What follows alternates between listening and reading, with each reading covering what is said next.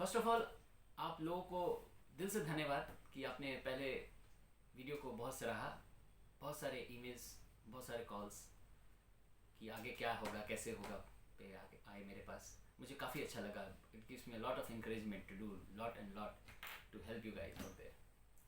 आगे बढ़ने से पहले, जिसमें मैं बताऊंगा कि हम आगे कैसे इस कोर्स को आगे बढ़ाएंगे, कैसे लेक्चर्स देंगे और क्या करेंगे आगे, मैं आपसे एक सवाल पूछना चाहता हूँ।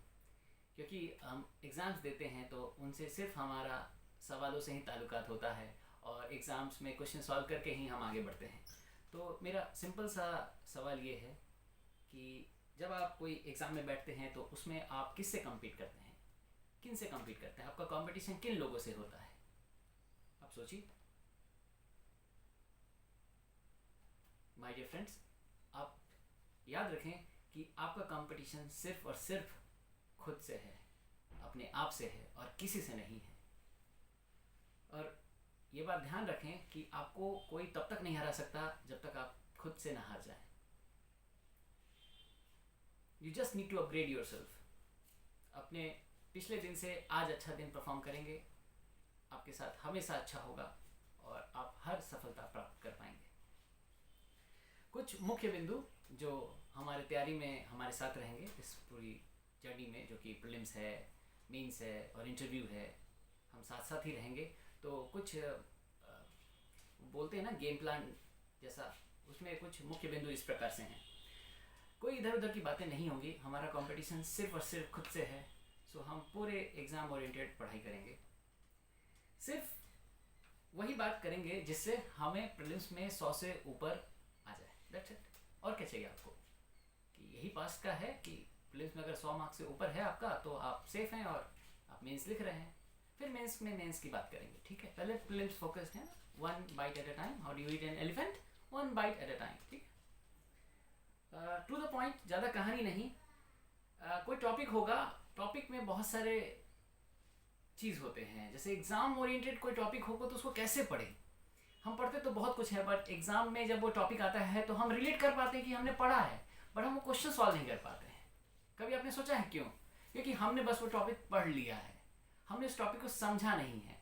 हमने ये नहीं समझा कि उस टॉपिक का एग्ज़ाम में रेलेवेंस क्या है, एग्ज़ाम में उस तरह से उसमें से किस तरह के क्वेश्चंस बन सकते हैं। तो हम इस बात को ध्यान रखेंगे। और इसमें सहायता कौन करेगा पता है आपको? कौन? ये जो मेरे पास ये 4-5 पेपर पड़े हैं, जो लास्ट 5 ईयर्स प्रीलिम्स पेपर्स हैं बीपीएससी के, ये हमारे गाइडिंग स्टार होंगे। हम इनको और अपने सिलेबस को मिक्स करके कोई भी टॉपिक पढ़ेंगे और उसमें से फाइंड आउट करेंगे कि क्वेश्चंस क्या बन सकते हैं और किस तरह के क्वेश्चंस पढ़ने हैं, किस तरह की तैयारी करनी है। अगर एग्ज़ाम में कोई पार्टिकुलर डेट्स पूछा जा रहा है तो हम डेट्स याद रखेंगे। यूपीएससी में डेट्स नहीं पूछी जाती है तो हम डेट्स याद नहीं रखेंगे। बीपीएससी में डेट्स पूछती है तो याद रखेंगे। सिंपल एग्जाम ओरिएंटेड प्रिपरेशन यही है। क्लासेस छोटे छोटे वीडियोस के रूप में होंगे। कोई पार्टिकुलर टॉपिक होगा, उसमें जो क्वेश्चंस बन सकते हैं, जो क्वेश्चन आ चुके हैं, हम उस पर डिस्कशन करेंगे, आंसर होगा, कुछ नोट्स होंगे जो आपको लेने होंगे। That's it. पर हमारे पास एम्पल टाइम होगा, छोटे छोटे वीडियोस होंगे तो you can revise it better, faster, और अगले दिन आप फिर एक नया वीडियो देख के उसको आगे कैरी फॉरवर्ड कर सकते हैं। मोस्ट इम्पॉर्टेंट, आपको नोट्स लेना होगा।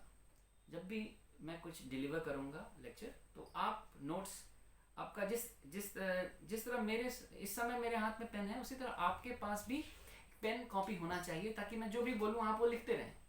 शॉर्ट एंड स्वीट पॉइंट में अपना नोट्स बनाते रहें, ताकि एग्ज़ाम के एक रात पहले आप क्या पढ़ेंगे? कोई किताब तो उठा के पढ़ेंगे नहीं, एक छोटी सी पतली सी कॉपी बनेगी, उसको बस पढ़ लेंगे।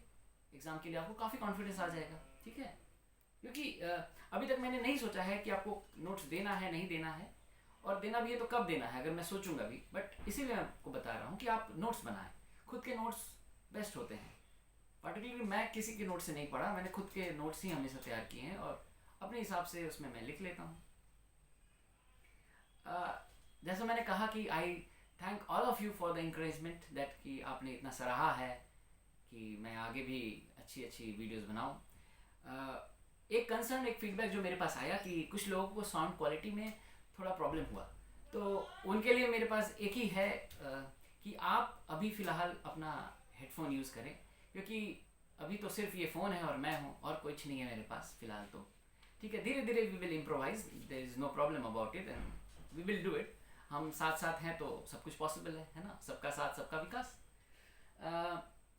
मैं आपको ये भी बताना चाहता हूँ, और जो लोग मुझे जानते हैं वो ये इस बात से ताल्लुकात रखते हैं कि मैं क्वालिटी पे कॉम्प्रोमाइज़ नहीं कर सकता हूँ, और एग्ज़ाम ओरिएंटेड क्वालिटी कंटेंट देना मेरा फर्स्ट प्रायोरिटी है।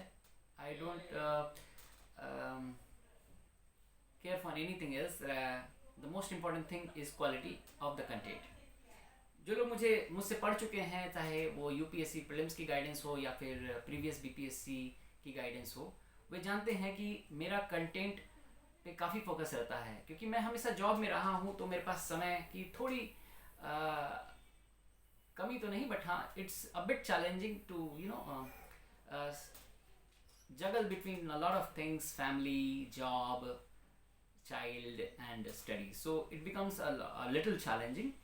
So but as told in last video, Pareto principle has always come to my rescue, 80-20 principle. 20% time में मैं 80% प्रिपेयर करने की काबिलियत रखता हूँ, और यही चीज़ मैं आपको भी अपने लेक्चर्स के थ्रू डिलीवर करना चाहूँगा। कि नहीं, किसी भी एग्ज़ाम के लिए आपको पता है सबसे इम्पोर्टेंट चीज़ क्या है, जिसको मैं मानता हूँ कि आपको पता होना चाहिए कि क्या पढ़ना है और क्या नहीं पढ़ना है, और इन दोनों में से भी आपको ये पता होना चाहिए कि क्या नहीं पढ़ना है। जब आपको ये पता होता है कि आप क्या नहीं पढ़ना है, तो ऑटोमेटिकली इट फिल्टर्स आउट कि हाँ, ये मुझे पढ़ना है। पूरी राम कहानी पढ़ गए पर आपको पता नहीं है सीता कौन है, राम कौन है, लक्ष्मण कौन है, तो डजेंट सर्व द पर्पस। सो बड़ी कहानी को शॉर्ट करके हम सीखेंगे, और एग्ज़ाम ओरिएंटेड टोटली हम पढ़ेंगे, ठीक है, that will help. 7 broad categories होते हैं प्रीलिम्स एग्जाम में, जिसमें history around 40 to 50 questions, current affairs that is 30 to 40 questions, science and technology 20 to 30 questions, economics 15 to 20 questions, geography 15 to 20 questions, polity 10 to 15 questions, and basic mathematics which is 10 questions. Not exactly basic, sometime basic, sometime at advanced level. I've seen questions on functions and angle between two lines, a little advanced, which involve a certain more knowledge, nothing much. Science and tech, very interesting and very easy and very tough, because they ask basic questions like what is the formula of plaster of Paris and something like that. So you need to keep on revising.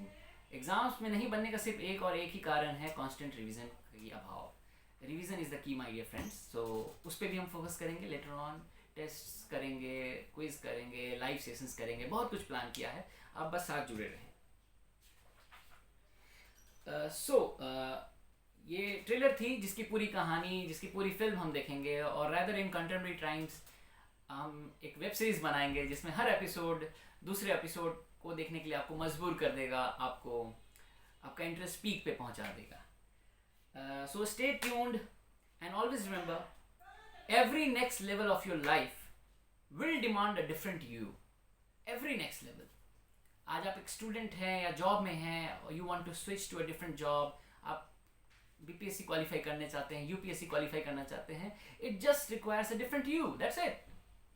You need to be different, that's it. आप अगर वही करते रहेंगे जो आप करते आए हैं, तो आपको वही मिलेगा जो आपको आज तक मिला है, दैट्स इट। कॉमन सेंस है, ठीक है, इसको बात को समझना है हमें, और इसी सब के साथ आगे बढ़ना है। So be willing, be in the game with me, compete with self and no one else to carve a different you. Thank you.